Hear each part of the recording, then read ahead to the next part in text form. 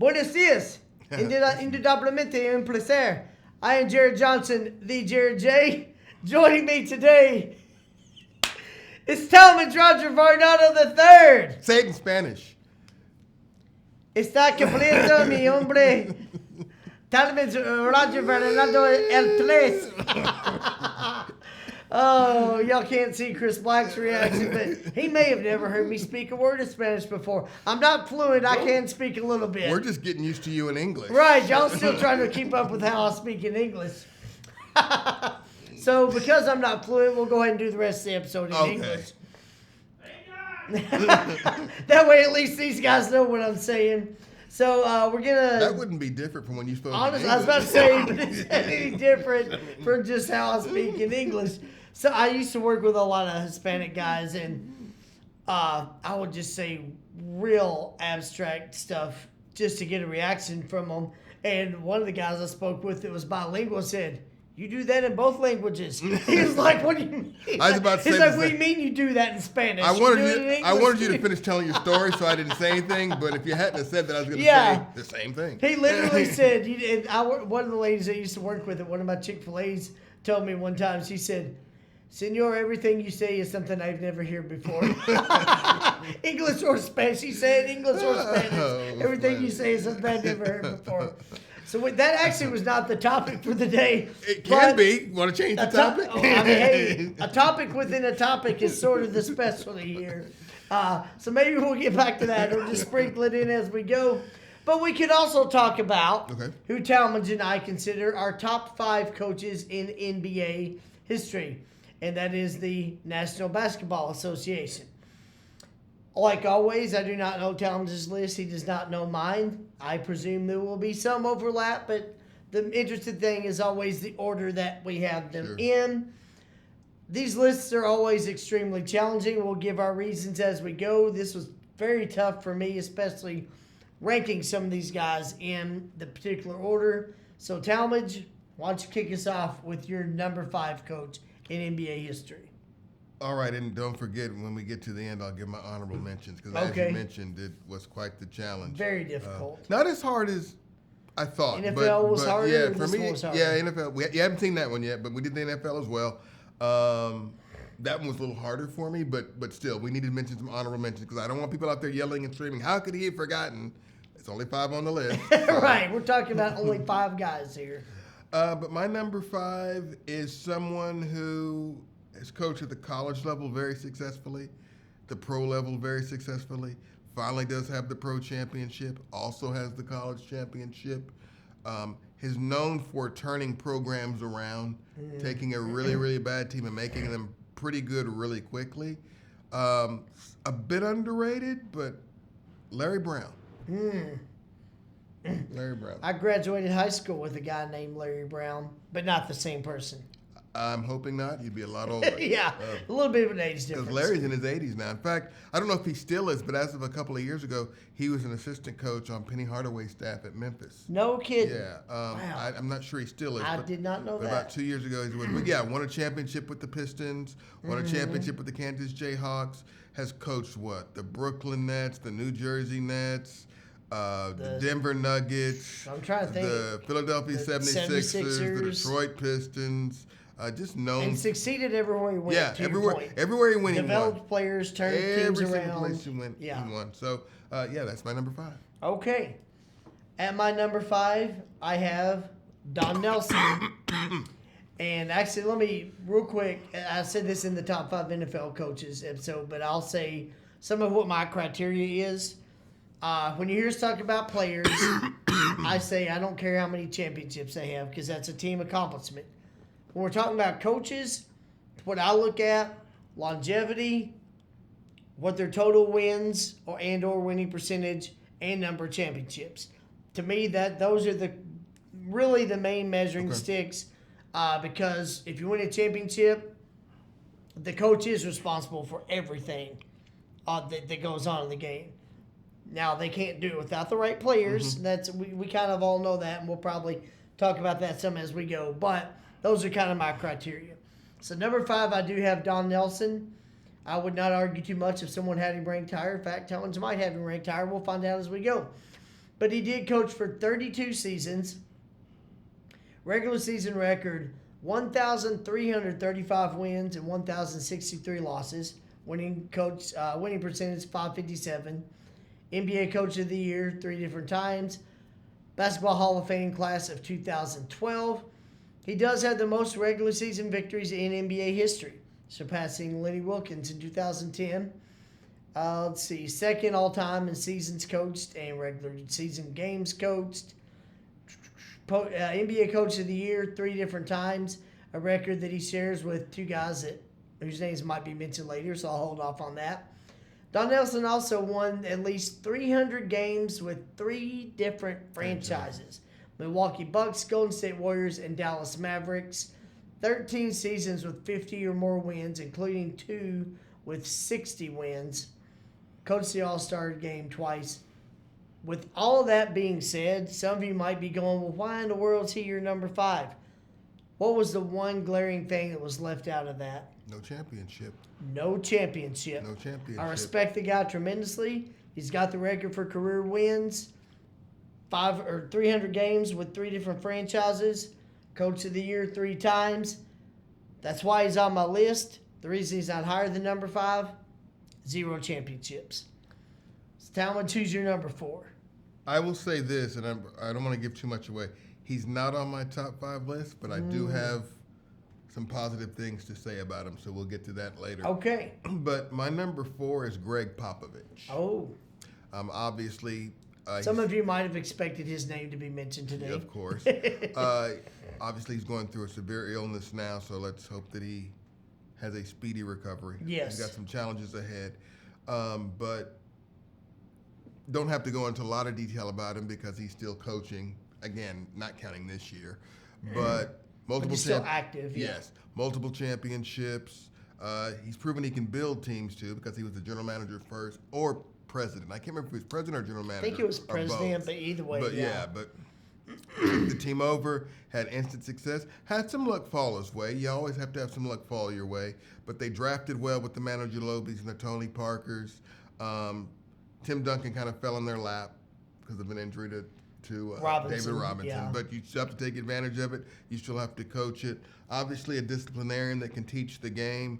So not much more to say except he definitely belongs on the list and can coach one of my teams anytime he wants to.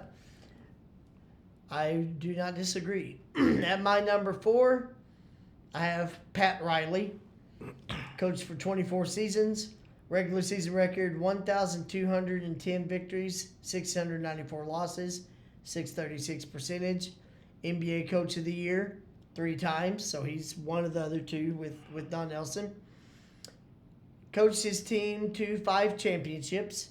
Basketball Hall of Fame class of 2008. Don't know if I want to add too much more, really. Only coach to be selected as NBA Coach of the Year with 3 different franchises: Lakers, Heat, and the New York Knicks. That's worth mentioning. Yes. Served as coach for the All-Star Game 9 different times. The longevity's there. The wins are there. 5 championships are there. And some of you may know, if you've been following the channel, my all-time favorite player is Irvin Magic Johnson. Pat Riley was the coach during that Lakers era. So I never thought about it this way as a kid, but I guess he was kind of my first favorite NBA coach because he was the coach of my favorite player and my favorite team. So, yeah, I was a Pat Riley fan. And then, going on to success with he won a championship with the Heat. And what was he doing before he was coaching the Lakers? He was, I know at one time he played basketball for the University of Kentucky. Is that where you were going? No, he was actually, and he played in the league too. Oh, I know what you're talking about. Drafted by the Houston Rockets, by the way. I did not know that part. He was one of the announcers, like commentators for the broadcast for the Lakers. Bob, as you say, I was like, wait, he did play for Kentucky, but then he went. I thought you were doing that because I'm from Kentucky. Somebody has to take over for Bill Johnson and Westhead, Paul Westhead. Westhead. Somebody has to do it. So anyway, those are my reasons for Pat Riley as my number 4. Talmadge, who do you have as your number 3? My number 3 is Red Auerbach. Obviously the legendary coach of the Boston Celtics. At one time, he had more wins than anyone else. believe Yeah. he still has more chance. No, Jackson passed him. Yes. So, but he's second on the list for championships. You could make the argument that he should be even higher, obviously. I put him at 3 for a couple of reasons, but the biggest one was, and again, it's a struggle for me because it's hard to compare eras. Yes. But I think it's harder to coach now than it was back then, only because there was no free agency, there was no salary cap. So basically, if you assembled a team, unless somebody retired, you kept You that could keep same that team team. Yeah. year after I'll give year you after that. year after year, and the league was smaller. You've got 30 Also teams true. now. I think at some point there was between 8 and 12 for a while, and then it grew and grew and grew and grew. But I think the majority Think of the about time that. was 12. We've got as many playoff teams now as there used to be in the league. And the world was smaller, too. There's more players to pull from. That's But at the true. same time, it was still 12 teams. So if you were good and could keep the same team, you were going to be good the next year, too. And not many people were going to stop you, and they didn't. Not to take away Those from are what he valid did, points, though, but you yeah. still had to go out and do it. But at this point, when it gets this close, I like to find some way to differentiate why someone's lower instead You of have higher. to split some pretty fine hairs when we get to And this that's point. where I am. But Yeah. again, a phrase I've used a lot recently, you could talk me into him being higher on the list. Okay. And I might try to do that here in a little bit. All right. So here's where it became extremely difficult for me. Was my top 3. My number 1, who we'll get to eventually, I settled on that pretty quickly, and I'll say why. My number 2 and number 3 were so hard to rank. If you ask me on a different day, I would switch the order, because I switched the order a couple of times before today. But as of right now, I have as my number 3 the aforementioned Greg Popovich.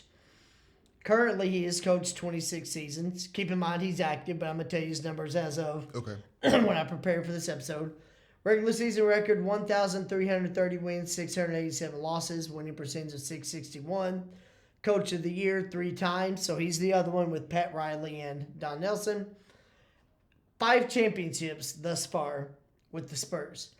Not a whole lot more that I'm going to add. Talmadge did mention a lot of that, a lot of the things about him. The biggest thing I think that is impressive to me for Popovich is the fact that the longevity, yes, but he's done such a great job developing players and implementing players into the lineups. You touched on some of it, but when you've got David Robinson, who's going through injuries and starting to age, you open things up a little more for Sean Elliott. You let Avery Johnson really run that team. You draft Tim Duncan. You make all of that work. You win a championship with Duncan. I think the first year Duncan was there. Yeah, with Robinson, yeah. And then, over time, you see things changing. You realize, okay, well, Robinson's retired. Elliott, Avery Johnson, we're going to bring in and develop Tony Parker into a superstar. We're going to draft and bring in and develop Manu Ginobili into a superstar. We're going to draft and implement Kawhi Leonard into a superstar. He did such a great job at developing all these guys at different stages, and he had an unselfish superstar like Duncan that wasn't afraid that Parker was going to take shots from him, and Kawhi at one point was going to take shots from him. And because of the success they had, you got to a certain point where, and I'll probably miss some guys, but several veterans wanted to come there just to play for Popovich or just to play with Duncan and try to win championship. Guys like Brent Barry and Steve Smith, DeMar DeRozan at a certain point. I can't think of his name. He was a power forward with Portland. Came over and played with Duncan. Oh, Aldridge. Thank you, LaMarcus Aldridge. I don't know why. University of Texas Longhorn product. I don't know why I forgot him. LaMarcus Aldridge. You had guys like that wanted to come and play for that And San I thought Antonio Aldridge franchise. would actually be the perfect replacement if you could replace it, Tim Duncan, because they had a very similar play I style. concur. Now, it didn't quite work out to that level, but No, but when they brought him there, I thought was the same yeah, thing. just slide him right in. You're shifting straight into your next phase. So even though that didn't work, Popovich, I think he wanted to implement that. So to me, that's maybe the biggest thing about him. The 5 championships, yes, tremendously impressive. Tied for third most championships with John Kundla and Pat Riley. So very impressive. I've got him, like I said, you could talk me into putting him higher. Very difficult, but I do have him as my number 3. Talmadge, who do you have as your number 2? My number 2, you previously mentioned, Mr. Pat Riley. I have, and granted, there's other folks that have better numbers, not by much, but you could make an argument. But the reason why I'm going with Riley, to me, and again, it could be because it's when I really got into basketball. Because I got into basketball in the late 70s, but I really started understanding it just in the early 80s. Yeah. And to me, because I wasn't around for, of course, the Red Auerbachs and the John Kalendas, and there's been others, but I wasn't around for him. He was the first time in pro basketball I saw a coach. I'm not going to say be bigger than the team because, of course, you had Kareem and you had Magic. So right. But I'm just saying, he was the clear leader. He was the first time when I realized coaching makes a difference. And that sounds foolish. Okay. But that makes a lot of sense. He was the first one. Who's orchestrating all this? Yeah, they got great players, but he's driving this bus. Mm-hmm. And he would talk about a style of play because all coaches do, especially now. Back then, not as much because the media wasn't accessible. Right. But back then, he was the first one. This is our style. This is what we're going to do. And you watched them play, and that's exactly what they did. And he could also incorporate a piece every year, whether it be a Bob McAdoo or when they traded Jamal Wilkes or when they traded Norm Nixon. He could always implement that one piece. Later on, Maurice Lucas, to what he already had, and they'd still be successful, and to sustain that greatness. Because remember, when he first came into the league, Boston was just reaffirming their greatness because of Bird. Yeah. He took over a team that was already near the top and just kept it going year after year after year. And basically from 1980, 81, whenever he took over, to about 87, 88, the Lakers made the championship every year. And the 2 years they didn't, it was the Houston Rockets. So to say for an 8-year span, only 2 teams out of your conference right. You only miss the Western finals. Conference. You only don't win the Western Conference twice. Yeah. And not only that, it's not like there was somebody else. There were just 2 that did, and you were one of the 2, and you were the dominant of the 2. And the time the other team went, they had to beat you to get there, and you were the favorites. So in theory, they could have gone 8, 7, 8 like straight 8 out of years. 10 years or something. So and then also too, and I know this doesn't matter for coaching, but he was the first one to bring that style and flash to the sideline as well. I mean, again, he put his personality and his imprint on the team. He put his imprint on. That's what I was about to say. Without being the reason why. In other words, he wasn't a glory hawk. He didn't do it to take glory. He just did it because that's who he was. He was that dominant personality. And when you thought Lakers, you thought Pat Riley, which says a lot when you have Kareem and Magic on the team. Yeah. And I know I already talked about him, but also my respect for him grew when he went to Miami and won a championship. I should have mentioned that because I was like, he did that with Kareem and Magic. Now he's going somewhere new. He's got Shaquille, who's still good but aging. He's got this young guy, Dwayne Wade. He wins a title there too. And he's a big reason now why, because Eric Spoelstra, there may be a day when we put him on this list. He's that good of a coach. Yeah. But you have to imagine some of that comes from Pat Riley too. You have to set a culture. You have to be a leader. And he's approaching 80, and and he's still doing that. Yeah. To this day. Yeah. So he indubitably belongs on this list. Interestingly, that we got him ranked a little different, but I agree with everything that you're saying. So that he's your number 2. All right, my number 2, and I'll try to explain why I've got my top 3 ranked how they are, because again, it was very, very difficult. At my number 2, I have Phil Jackson. Coached for 20 seasons, regular season record 1,155 wins, 485 losses, 704 winning percentage. Coach of the year only once. I'll briefly say that's atrocious. How is he only coach of the year one time? Not going to make a big deal about it, but... Well, it's when I saw that, it stood out to me, too. But keep in mind, we know why it is. People always felt like he had the stacked team. Yeah. And usually when Coach of the Year awards, you've got to come out from nowhere. Well, I kind of get that, but I was just like, really? One time? Well, I get okay. I totally get what you're saying, but at least we know the reason. Yeah. It's not I like don't want to we make don't an know the episode reason. about just that point, but I still was like, okay, all right. Basketball Hall of Fame class of 2007, as Talmadge previously mentioned, does hold the record for total championships with 11. I mean, not much more that I can say about him, honestly. His one time he did win Coach of the Year was the 95-96 Chicago Bulls team, where they had a then record 72 victories. He was a coach in the NBA Finals, a record of 13 times. Coached the All-Star team 4 times. Highest winning percentage in the regular season history was .704. The biggest reason that I have him above Popovich, because it was really difficult. The number of championships, first of all, Jackson's got more than twice the amount. So there's that. Also, while Popovich did a great job at implementing talent and all of that and developing talent, those Spurs teams never won back-to-back titles. Not one time did they have back-to-back championships. Phil Jackson is one of only 2 coaches in history to ever coach a team to a three-peat, and he did it 3 different times and with 2 different teams. That was, to me, that was the defining. I was like, at first I thought maybe Popovich. Then I was like, no, man, I can't. Phil Jackson, 3 different three-peats. Yeah. And I get the fact, I've heard some people say, oh, well, but, he act like you had to have the triangle offense. And in order to succeed, you had to have a good shooting guard. He had Michael, he had Kobe. I may agree with all that, but when you know what you want, and you know the type of player that you want, you go out and you find that player and you make it work. And that's what the guy did. And nothing, not to take anything away from Michael Jordan's greatness. People talk about his 6 championships.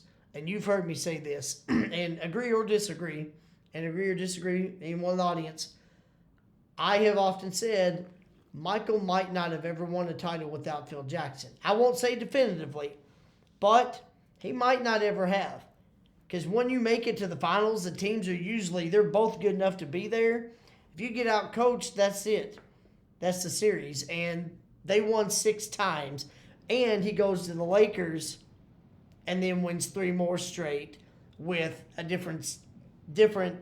totally different players, except Horace Grant did come over there for 1 year. But to have that level of success, Michael might not have won 6 titles. Kobe might not have ever won 1. Again, they might have. But Phil Jackson's the common denominator in both those guys. I think they would have won them. I don't know if they won 6. I don't know if they win three-peat versions.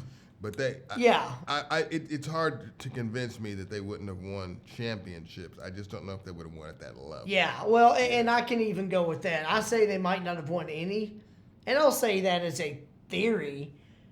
Michael might have still won 1 or 2. Would he have had 6? Kobe and Shaquille might have won once or twice.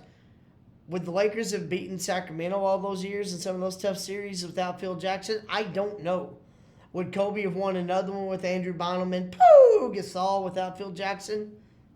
I really don't know. So there's my case for why I mostly put him above Popovich. And then I'll have to explain after all that talking I just did why he's not my number 1. But now, Talmadge, I think I know your number 1 and I think you know mine.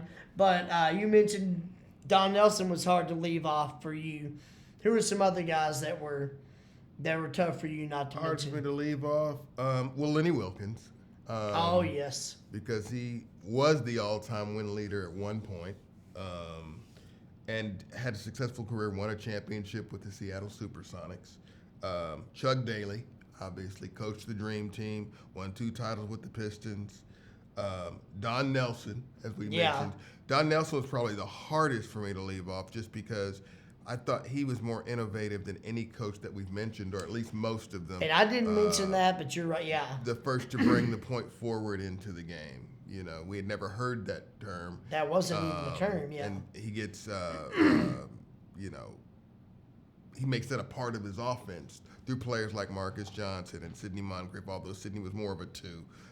That same sort of, you're not the point guard, but you're going to run the show. Paul Pressey was probably the first one. Yeah. All the wins for 3 different organizations, like you mentioned. And like I said, we've talked about this on previous episodes or shows. So many times when Don Nelson's Milwaukee's team could have gone to a championship, but they always had to get through both Boston and Philly. And it was so funny because some years they'd finally beat Boston, but they lose And to then lose to Philly, Philadelphia, or they beat or vice Philly, versa. but they lose Yeah. to Boston. They could never beat them both. Here's the thing: I'm not sure there's a team out there that I was could about have to beat say them neither both. did anybody else. Right. So for all those reasons, plus the longevity, obviously, Yeah. what he did with Golden State too, coached a totally different way. His Milwaukee teams were defensive teams, hard, okay? aggressive, defensive. And Golden State, he had offensive players run TMC. so he adapted. He That adapted was to all that. Don Yeah. Nelson. So he was probably the hardest one. Of course, I've got to mention my favorite, which is Rudy Tomjanovich. Yeah. But obviously, he doesn't belong on a top 5 list. But I'm always going to bring his name up because You you can can still never, mention it. because you should never underestimate the heart of a champion. You really shouldn't. You really shouldn't do that. So him, and then Red Holtzman. Got to bring him up as well. So those are some of the ones that. A lot of those are the same ones for me. Probably, and I'll throw in a couple of the guys that at least crossed my mind were George Karl and Jerry Sloan. They didn't make the cut, but Sloan I could see. they crossed my mind. Yeah, Sloan I could definitely see. Probably the hardest one for me was either Larry Brown or Lenny Wilkins. Those two and Don. It came down to those two and Don Nelson, and I tossed around. Finally, I was like, man, I can't. With everything Don Nelson like the conversation. Well, and I can't leave him out. They're either even. I can't talk today, boy. There even some others. I mean, look at a Bill Finch. If you look at the number of wins, he won a championship with the Celtics. He got to a championship with the Rockets. They didn't win it. So there are just so many guys, like we always Top talk 5 about. Rocket coaches of all time. Maybe a topic for another day. There's like 2 or 3, but yeah. we won't get all the way to 5. That'll be our first top 5 list, and we don't feel all the way out. Just thought of another one since you brought up the Rockets because he coached there briefly. If Sacramento had won a championship, what about Rick Adelman? Well, honestly, very successful in Portland, very successful at Sacramento. That is very true. Just never won that championship. And those Portland and Sacramento teams were 2 of the best teams that didn't quite win the title. And probably one of the best offensive coaches. I mean, those offenses that he would draw, especially coming out of a timeout, if you wanted a play drawn up, brilliant. He's brilliant. Brilliant. Okay, yeah, no, I concur as well. So if you've been listening, you might have figured out who each of us have at number 1. Pretty sure we both have mentioned the other one's number 1. But Talmadge, why don't you go and tell us why you don't have Rudy Tomjanovich at number 1 and who you do have? Because I have Gene Shue. I thought he was a fantastic coach for the Washington Bullets when they won 24 games. And what he did with the laces in his own Gene Shue. Not spelled that way. S-H-U-E. But no. Elizabeth Shue's uncle. No, but obviously, yeah, Phil Jackson. Really, there's nothing else to add. Anything I would add would actually take away from being a number 1, because the one criticism that people have always made, you kind of skirted around, but I'll come flat out and say it. He had some ready-made teams, true enough, but he had to be the one to help take him to the next level, so he gets credit for that. Mm-hmm. I will say, you did say how he would meld players into his offense or acquire players for his offense. You know, if you need players for the triangle, he had to go out and get those players. In his case, he never really had to go out and get them. They were already there. He just took Jordan them to was the next already level. there, yeah. So with Kobe. Kobe was already there. Well, we mentioned it was the same year, but that was Jerry West in a previous episode we mentioned. Right. They came there in the same season, didn't they? No, Phil Jackson, Shaquille, and Kobe? Del Harris coached them. You're right, Del Harris was there. Who actually was a good coach. You are right, and he was a good coach. And got a bad rap, and don't get me started. That's a whole other thing, But your point's still the same. He identified what he wanted, and he made it work. My only point is he never really had to acquire. That the is a good spearhead. point. They were actually. already there. You're right. But like I said, I'm talking against myself because that's actually a reason not to put him number 1. But I just wanted to share that. But yeah. Because of the fact that the 3 different three-peats, doing it in this era, and again, I hate to subtract from another era, but again, salary cap that you didn't have to deal with back then. More teams, a more competitive league. I give him a slight edge over, especially a Red Auerbach type. Yeah. All right. So with my number 1, may have already guessed it. I know Talmadge has figured it out by now. It is Red Auerbach. I'll go over his numbers real quick, and I'll tell you why I had to split the hair to put him here. He did coach for 20 seasons, regular season record, 938 wins, which was at one time the record, 479 losses, 662 record. Also, only won Coach of the Year one One time. time. Basketball Hall of Fame class in 1969. 9 championships, which is second only to Phil Jackson's 11. There's a couple of main points I want to work, that I want to make. Coach the All-Star team, a record of 11 times. The Coach of the Year trophy is named in his honor. I'd forgotten that. I'm glad you said that. Yeah. The biggest reason, and Talmadge, you actually made some really good points about the salary cap changing the game, because it does. There's more teams now. Those are all very big factors. And Phil Jackson does have more wins and more championships. So, by my own standards, as I said before, why is Phil not number one? Here's the reason I've got Auerbach at number one, the biggest reason. I talked about Phil Jackson with 3 different three-peats. Auerbach coached the Celtics to 9 championships, including 8 consecutive. Yeah. 1958 to 1966, the Boston Celtics won the championship 8 straight times. That's almost 3 three-peats consecutive just in itself. That was the biggest reason why I was like, to me, he's number one. He had 2 less championships than Phil, but nobody's ever won 8 straight. Nobody else besides Phil's ever won more than 3 straight. He coached them to 8 straight victories. That's first big reason. My second reason may seem not as impactful, but I'm still going to say it. As an Elgin Baylor fan and Jerry West, those guys could not win a championship. West finally won a title in 72 after Auerbach was retired. As good as Elgin Baylor is, as good as Jerry West is, Wilt Chamberlain even played with them for 4 seasons. They could not beat the Celtics while Auerbach was there. As great as those guys were, as great as those Lakers teams were, it didn't matter. Auerbach was the talent level of the players that different? You could argue that it is, but I don't know. Bill Russell, great. Bob Cousy, Casey Jones, Sam Jones. To me, Boston, I would say, is probably slightly deeper. But I would go with... I think so. I would check, too. I would go with LA's top-end talent slightly better. Okay, and I agree with that. To me, the biggest difference is Auerbach. I think without him, you might see Elgin Baylor and Jerry West winning 6, 7, 8 titles. I don't know. And I won't say that your first reason is a wrong one, because it's a valid point. The 8 straight titles? Yeah, but I would go with your second reason more than your first. Because okay. I would argue your first by saying, granted, 8 is 8. I'm not saying it's not. But to me, 3 in a row in this era with a salary cap equals the 8. You could argue that being not to mention deal, the fact that your best player leaves for 2 of those years between the 2 three-peats. I know he came back for the playoffs in the back end. But what if he stays? Without that gap, they might have had 8. If he gets the 8, then it's over. I concur. Now, he didn't do it, so you can't give him credit for it. But I'm just saying there was a strange circumstance. You're right. He maybe could have. Then again, and I know you're a Rockets fan, but I'll say this. The Rockets might have beaten them in the finals those 2 years. I don't know. I firmly believe they would have beaten them one of the years, not 2 of them. Yeah. And the reason I say, well, we'll get into that some other day, but and Kenny Smith always says this, and he has no proof, but he says, the reason why I say we would have won, I got a lot of reasons for it, but one thing he says is nobody's winning 8 in a row like Red Auerbach. To go back to your point, he goes, they weren't winning 8 in a row. I'm sorry, they just weren't. So that's not really a reason, but I get his point. But it's so hard to even win back to back. Popovich has never done it. Yeah. So the fact that Auerbach had 8 in a row and that he kept legendary players like Chamberlain and I never thought of that West, second point. That's a valid point. As an Elgin Baylor fan, I have always looked at that. That's a valid point. And it used to make me mad, but then it's made me appreciate Red Auerbach over the years.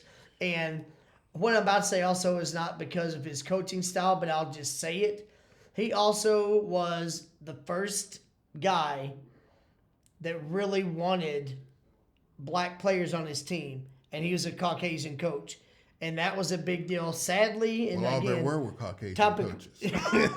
Yes, but it wasn't even. But he was the one that was like, "I'm good. I don't care." Bill Russell, yeah. If Bill Russell, but he wanted to win. But there's stories of him saying, "Oh, my black players aren't welcome in your restaurant. I'm not taking away from that. Of course, I respect him tremendously Of for course. standing up and saying, I want Bill Russell on my team. He's a friend. I consider him. Oh, we can't eat there? Well, none of us Nobody are will. eating there. No, I so totally get I that. love that about him, even though that's not technically part of him coaching, but I didn't want that to go without saying because that is something I respect about him. If we a ever lot. talk about Clark Gable on this channel, I got a story about that too. Well, with you him. just mentioned him, but put the pin in Clark Gable discussion for now. And if y'all heard me say that I never run out of ideas, this is partially why. Everything we say could spawn Into a new something episode else. practically. So yeah, stay tuned for a potential Clark Gable discussion at some point. Talmadge, do you have any closing thoughts on any of it? No, just I think we covered a lot as we went. All these guys you could make an argument for. I'm always curious to see where we have them ranked because usually our lists are very similar. It's just a matter of perspective The of why 5 guys one's on over each them. were almost Yeah, identical. It's yeah. just our ranking. And to really to be at the top of your, what this really shows is to be at the top of your profession, the commitment it takes, what it takes to separate yourself from the crowd is so massive. So for all these guys to have done that in different eras with different challenges, Yeah. you know, you mentioned the challenge. I keep talking about the salary cap and the more teams, but at the same time, earlier they had their own challenges, integrating the black player. Yes. That's probably a bigger challenge than most. Yeah. So it's always impressive to see. I'm glad we're doing this for younger viewers that watch us to kind of get some names they might have heard about but don't know a lot about. Maybe this will spur them to continue to do their own research. Yeah. And then, of course, for the guys that are still doing it today, what a testament to them. Your career isn't even over yet, or it's just finished, and you're already on You've this cracked list. these What lists. else could you yeah, do? Exactly. So, yeah. In our basketball list, we had Nikola Jokic on with the top 10 centers Yeah. list. We both talked about Andy Reid in our NFL Yes. coaches episode. So, yeah, these guys that are still adding to legacy that have cracked these lists, what does that say about them? So, yeah, anyway, hope you all did enjoy that episode as much as Talmadge and I did. If you did like it, please show that by clicking the like button. Also, if you've not already done so, please subscribe to the channel. It really will enable me to continue to bring you more of this type of discussions as well as many other kinds. Also, let us know in the comments, who are your top 5 NBA coaches of all time? Do you agree with my reasons for having Red Auerbach number 1? Do you agree with Talmadge for having Phil Jackson number 1? Do you both think we shafted Lenny Wilkins or Larry Brown? Let us know in the comments. For Talmadge Rodger Varnado III, I am Jared Johnson, the Jared J. Thank you all so much for stopping by. Hope I see you again real soon.